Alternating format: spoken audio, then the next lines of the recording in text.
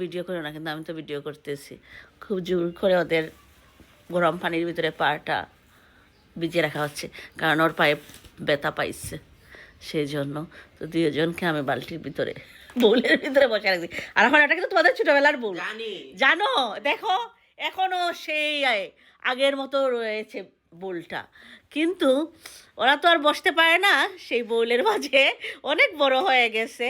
সে ছোটোবেলা আমার টুইন্সরা সেই বউলের ভিতরে গোসল করতো, আর এখন ওরা পা ভিজিয়ে রাখছে। আমার আরফ একটু পায়ে ব্যথা পাইছে, সেই জন্য। তারা অনেক রাগ করে আছে আমি যে ভিডিও করতেছি, ও আবার এগুলো পছন্দ করে না, বলতেছে মামা তোমার একটু বেশি বেশি সব কিছু।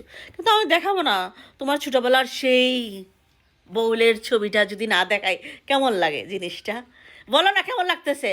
তুমি ছোটবেলায় যে গোসল করতা সেই বউলে, আর এখন সেই বউলে তুমি কেন নাই? বিরক্ত লাগতেছে আমার কথা। জানো না টুইন্স অনেক শুকনা ছিলা, আর এখন কেমন হয়ে গেছো? এখন হেলদি হয়ে গেছো। ইস, আবার শুকাবা? আচ্ছা ঠিক আছে। সকাল সকাল এই যে আজকে জুম্মা মুবারক, সবাইকে বলি আসসালামু আলাইকুম, জুম্মা মুবারক। তো আপনাদের সাথে সকাল সকালের ভিডিওটা শেয়ার করলাম। আমার টুইন্সরা কি করতেছে, আমার টুইন্সরা গানও শুনে, আবার এইরকম পা ভিজে আমরা রাখছি। এটাকে কি বলে জানো? না তাকার বললাম না, বললে তো দুইজনেই চেইতা উঠবা। যাই হোক, তো সবাইকে আল্লাহ হাফেজ বলো, বাই বাই, দেখা হবে একটু প্লিজ প্লিজ, বাই বাই, আল্লাহ হাফেজ।